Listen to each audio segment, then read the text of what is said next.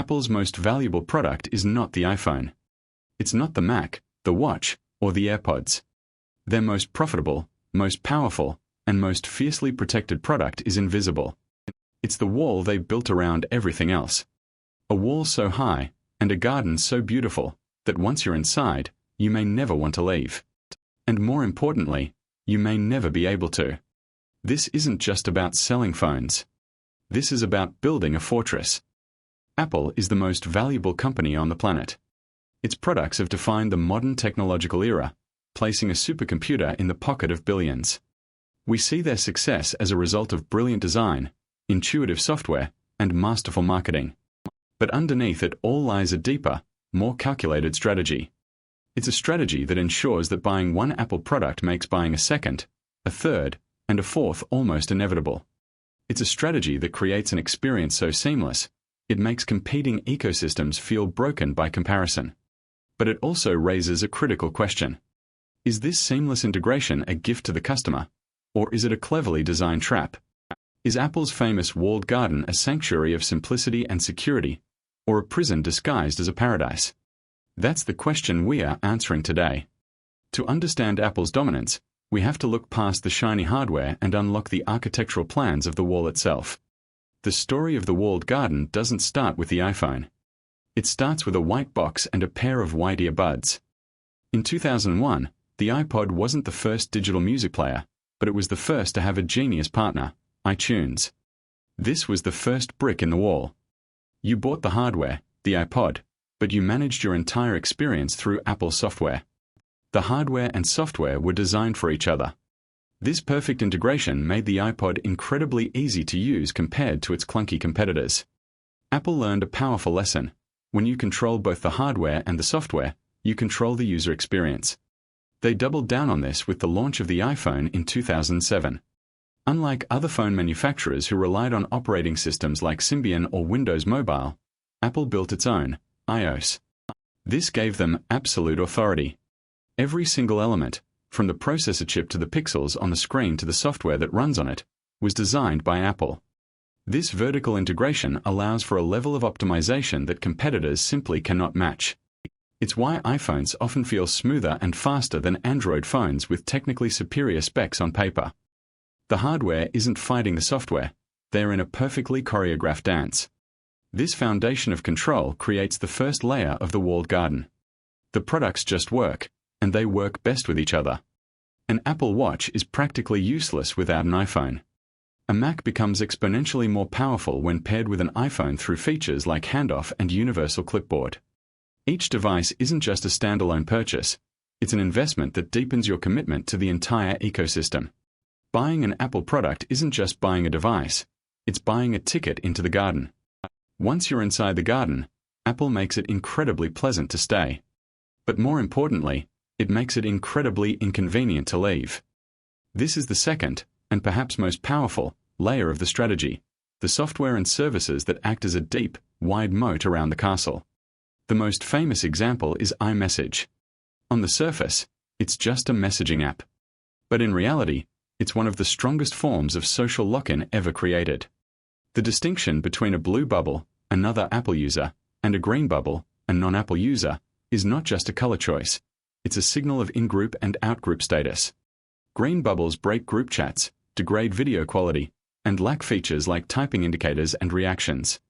In many social circles, particularly among teens in the United States, having a green bubble can lead to genuine social friction. The fear of becoming the green bubble guy is a powerful deterrent to switching to Android. Then there's the ecosystem of seamless convenience. AirDrop allows for the effortless transfer of files between Apple devices. iCloud syncs your photos, contacts, notes, and passwords across your iPhone, iPad, and Mac without you ever having to think about it. These services create what economists call high switching costs. Leaving the Apple ecosystem means losing this effortless synchronization. You would have to manually transfer thousands of photos, find new password managers, and accept that your devices will no longer speak the same native language. The cost isn't just financial, it's a cost of time, effort, and convenience. Apple has built the moat not with water, but with 1,000 tiny, interconnected services that make life inside the walls remarkably easy and life outside them look like a chore. Every great fortress needs a way to fund its existence. For Apple, this is the App Store, the single, fortified gate into the walled garden. And at that gate stands a guard, charging a toll. When the App Store launched in 2008, it was a revolution. It created a safe, centralized marketplace for software. But it came with a non-negotiable rule. If you want to sell software to the hundreds of millions of people inside the garden, you must go through Apple's gate. And for that privilege, Apple takes a commission, typically 30 or 15 for smaller developers. This applies to the app's initial purchase price, in-app purchases, and subscriptions. This control is absolute. Developers cannot direct users to their own websites to pay and bypass the fee. There is no alternative app store allowed on the iPhone. This has led to major public battles, most notably with Epic Games, the maker of Fortnite. Epic tried to create its own payment system to avoid Apple's commission. Apple's response was swift and brutal.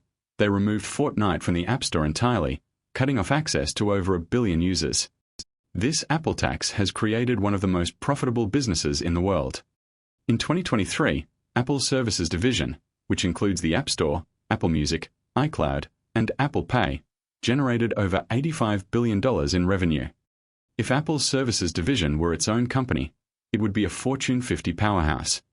The iPhone is no longer just a piece of hardware that Apple sells once. It is a portal.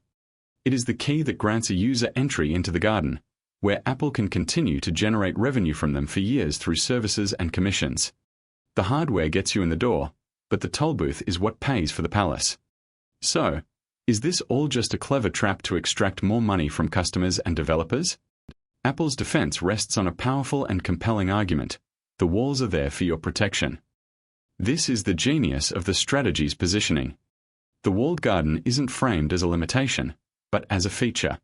By maintaining absolute control over hardware, software, and the App Store, Apple argues it can provide a level of security and privacy that its competitors cannot. Every app in the App Store is reviewed by Apple to screen for malware and scams.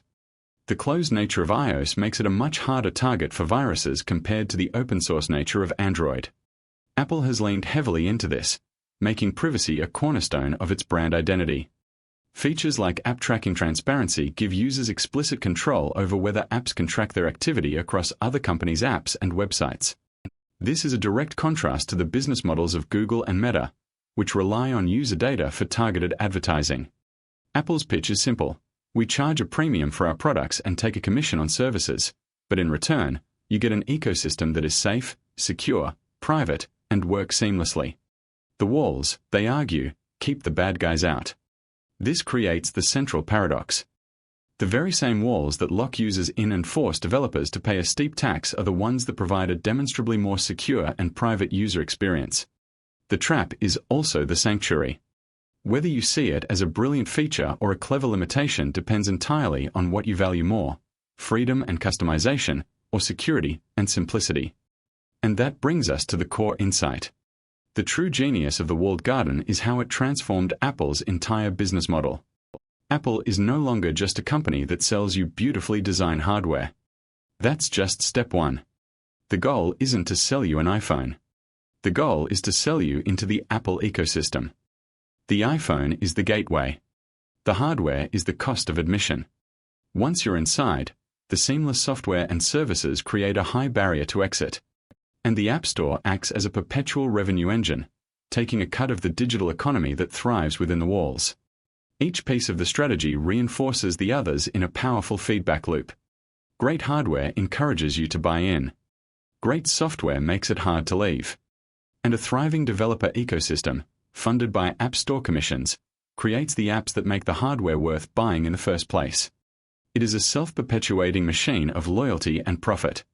This is why Apple's strategy is so difficult to compete with. You can't just build a better phone. You have to build a better ecosystem.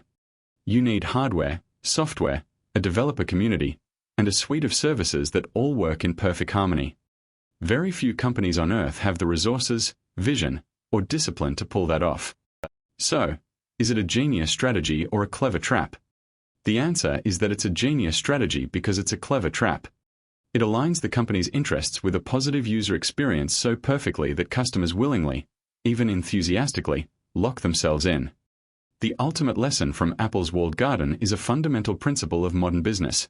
It's not about selling a product, it's about building a platform. It's about owning the customer relationship over the long term. Apple has proven that if you can offer an experience that is demonstrably better, simpler, and safer, most people will happily trade a little bit of freedom for a lot of convenience. They don't just build products, they've built a world. And once you move in, they make sure you never have a reason to leave. If you learn something new, hit the like button and subscribe for more strategy breakdowns. And let us know in the comments, what company strategy should we unlock next?